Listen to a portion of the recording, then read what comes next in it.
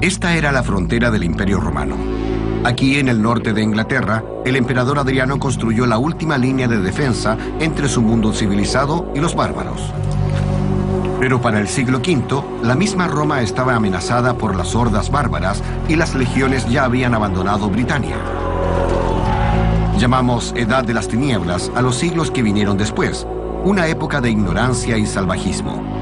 Pero a través de mi viaje para comprender a los bárbaros, encuentro que más y más cosas que valoro no tienen sus raíces en la civilización romana, sino en el mundo que los bárbaros construyeron en las ruinas del imperio.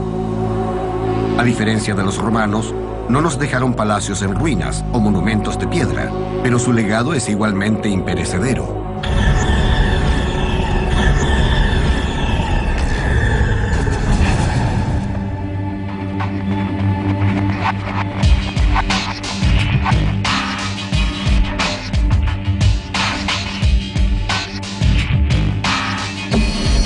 Secretos medievales.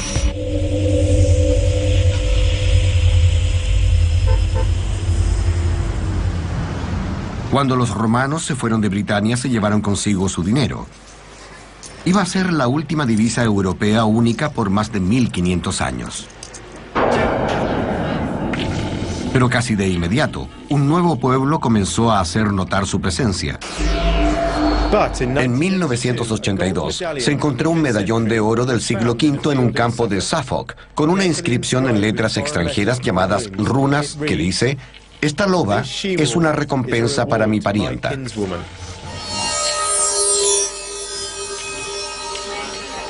Puede que el significado sea misterioso, pero la importancia es evidente. Se hablaba una nueva lengua, una lengua que se convertiría en el inglés.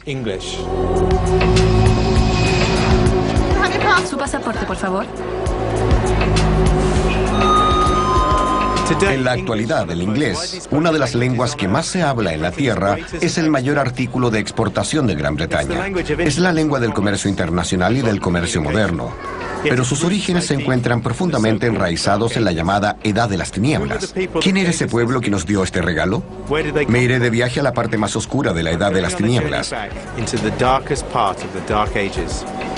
Voy en busca del pueblo que nos dio esta lengua y tantas cosas más.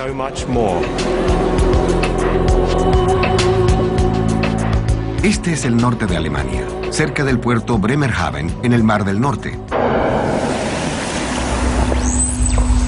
La gente que vivía aquí usaba un alfabeto rúnico, tal como el de la inscripción en el medallón de Suffolk. Durante milenios, en este lugar el límite entre el mar y la tierra ha sido borroso. En la actualidad un dique contiene la marea, pero hace 1500 años, la gente en estas marismas saladas vivía bajo la amenaza constante del mar. Aunque hoy no parezca gran cosa, este es el emplazamiento antiguo del pueblo de Frederiksberg. Fue construido en un montículo para protegerlo del mar, pero cerca del año 450 después de Cristo fue abandonado.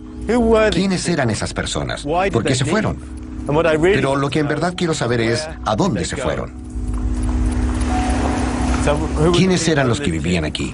Se llamaban sajones. ¿La vida era dura aquí para la gente en la época de los sajones? Con toda seguridad, a nuestra edad ya habrían sido considerados ancianos.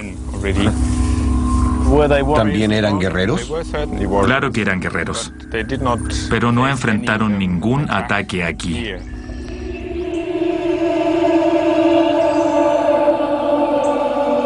Los sajones de Frederiksberg no temían a sus vecinos, pero la amenaza de la subida de las aguas era otra cosa muy diferente. Cuando se excavó el asentamiento, surgió la historia de una comunidad que había logrado encontrar una manera de vivir durante cientos de años en estas precarias islas de barro. Es sorprendente ver estos peines porque supongo que mucha gente tiende a pensar que los sajones eran personas desgreñadas. Es curioso que use la palabra desgreñado. En alemán decimos ungekemmt, que es literalmente despeinado. De hecho, cuando algunas tribus germánicas querían reclamar un terreno como suyo, lanzaban estos peines al suelo. Se puede decir mucho sobre la gente por la forma que eligen para enterrar a sus muertos. La gente que vivía aquí enterraba a sus líderes en botes. La tradición de enterrar a la gente en botes se remonta al siglo I, en el sur de Escandinavia, pero en realidad se extendió alrededor de todo el Mar del Norte. ¿A quién enterraron aquí? Los objetos muestran que era un soldado del ejército romano. Tenía una hebilla de cinturón, de modo que debió tener un rango bastante alto.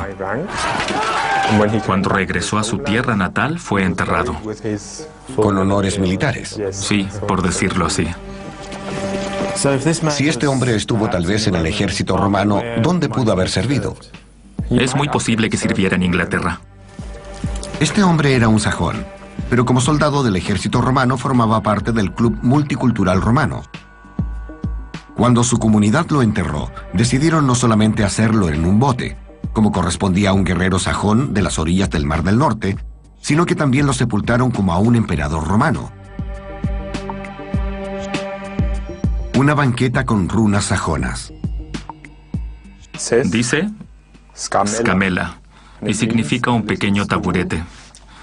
Al otro lado dice legoskasi, que significa hiriendo al ciervo, que es lo que está tallado en la parte inferior del taburete. El ciervo tiene la lengua afuera, de modo que está por colapsar.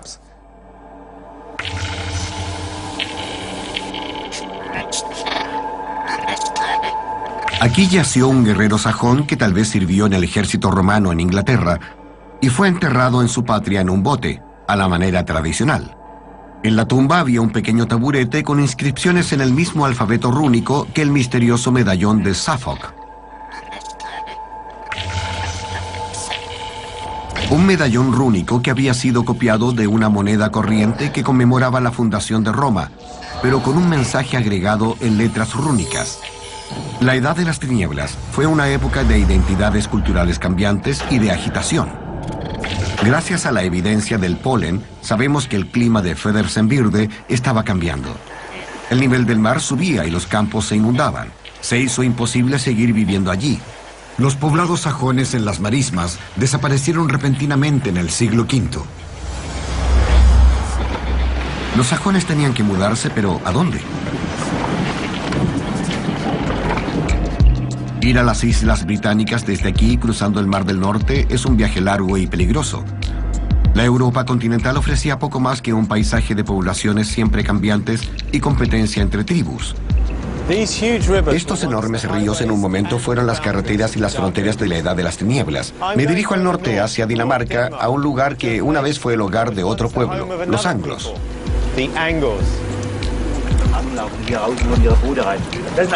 Los anglos venían de la provincia de Jutlandia, en lo que ahora es el sur de Dinamarca. Se trasladaron desde aquí cuando se derrumbó el Imperio Romano. Ellos también eran un pueblo de tradición marítima. Este es el barco de Needham, una de las naves a remos de Europa del Norte más antiguas que se conocen. La encontraron conservada en una turbera, donde fue hundida deliberadamente en la Edad de las Tinieblas. Cuando fecharon la madera, los científicos quedaron asombrados al comprobar que esta nave oceánica hecha con tanta habilidad fue construida 100 años antes que los sajones abandonaran Frederiksberg. Este hecho demostró más allá de toda duda que las tribus de la Edad de las Tinieblas poseían gran destreza en la construcción naval. El barco de Needham tuvo una historia turbulenta. Lo encontraron cerca de aquí, al norte de la frontera. Creemos que es parte del botín que se ofreció como sacrificio en un lago después de una batalla ganada por la población local. ¿A qué dios lo sacrificaron? Odín es el dios de la guerra, de modo que él debió adjudicárselo. En esa turbera, Odín reclamó el botín de varios ejércitos derrotados.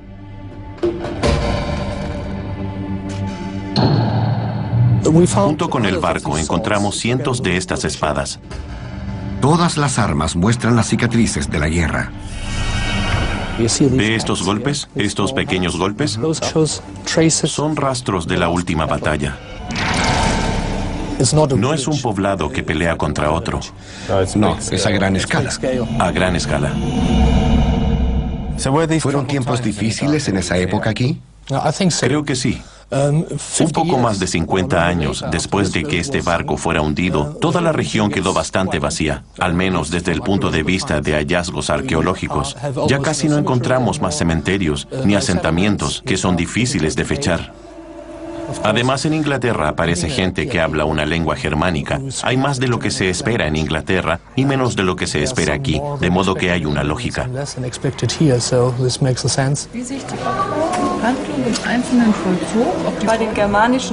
Si la gente se iba, ¿cuál cree que eran las razones principales de por qué lo hicieron? Una es el clima. Al parecer, desde el siglo III hay más frío y más humedad.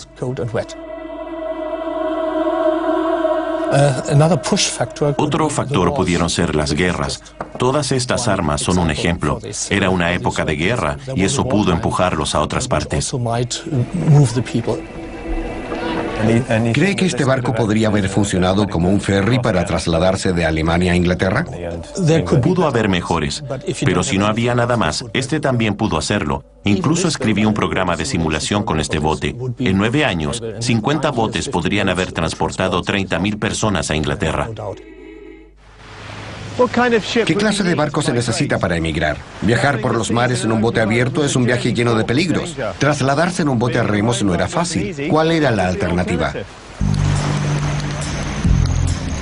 Hay poca evidencia arqueológica de barcos anglosajones. Pero Edwin Gifford, experto en barcos, cree que pudieron dominar una innovación tecnológica esencial. De modo que hizo una réplica de un barco sajón para poner a prueba sus teorías. No lo inclinen. ¿Qué tan orgulloso estás de este barco? Estamos muy contentos con él. Supongo que también orgullosos. Muy orgullosos. Pero creo que la reacción principal es de admiración por la gente que los hizo en primera instancia, por los sajones. Es muy fácil de maniobrar. Creo que para una nave larga y angosta, con una quilla derecha, se mueve muy bien. Sorprendente. ¿Crees que los sajones y los anglos pudieron emigrar a este país en botes como este? Sí, en botes muy similares a este. El hecho de que tuvieran velas o no es algo que hay que debatir, pero probablemente tenían. La vela y la capacidad de ponerla a favor del viento permitirían que barcos como este navegaran por alta mar y regresaran a casa. ¿De dónde obtuvieron su destreza para construir barcos? ¿De los romanos? No lo creo. Se desarrolló en algún lugar del Báltico, con botes como este, que eran muy duros y resistentes. El truco es que todo está unido con estos remaches. Nada puede deslizarse sobre otra cosa. En construcciones anteriores habrían usado clavijas de madera. El barco sajón de Edwin Gifford es rápido, está en condiciones de navegar y es maniobrable. Parece evidente que los anglos y los sajones pudieron navegar con facilidad a través del Mar del Norte. ¡Atención! Siempre pensé en el mar como algo que protegía a Inglaterra de las invasiones. Pero en la Edad de las Tinieblas, parece que el mar era el que la unía a Europa. Britania estaba rodeada de una carretera natural que daba fácil acceso a los invasores, dejando desprotegida y vulnerable a la gente que ya había sido abandonada por las legiones romanas, justo en el momento en que los bárbaros del norte de Alemania estaban buscando un nuevo hogar.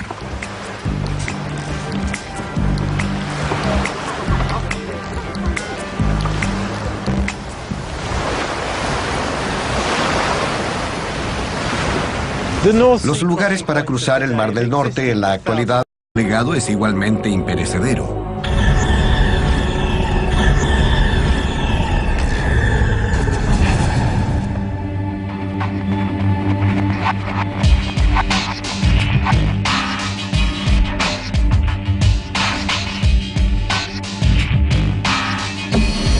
Secretos medievales.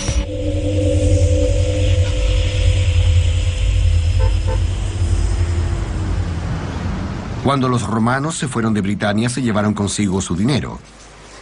Iba a ser la última divisa europea única por más de 1500 años. Pero casi de inmediato, un nuevo pueblo comenzó a hacer notar su presencia. Esta era la frontera del Imperio Romano. Aquí en el norte de Inglaterra, el emperador Adriano construyó la última línea de defensa entre su mundo civilizado y los bárbaros. Pero para el siglo V, la misma Roma estaba amenazada por las hordas bárbaras y las legiones ya habían abandonado Britania. Llamamos Edad de las Tinieblas a los siglos que vinieron después, una época de ignorancia y salvajismo. Pero a través de mi viaje para comprender a los bárbaros, encuentro que más y más cosas que valoro no tienen sus raíces en la civilización romana, sino en el mundo que los bárbaros construyeron en las ruinas del imperio. A diferencia de los romanos, no nos dejaron palacios en ruinas o monumentos de piedra, pero en 1982 se encontró un medallón de oro del siglo V en un campo de Suffolk, con una inscripción en letras extranjeras llamadas runas que dice: "Esta loba es una recompensa para mi parienta".